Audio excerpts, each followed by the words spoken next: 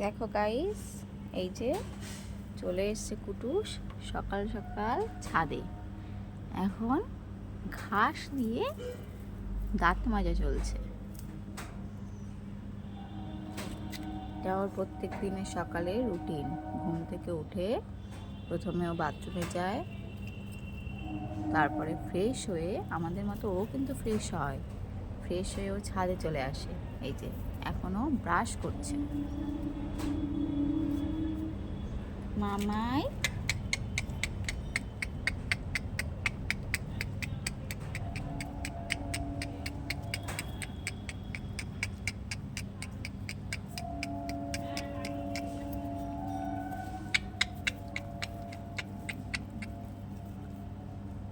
এরপরে দাদু ঘুম থেকে উঠলে দাদুর সাথেও গাছের পরিচর্যা করবে।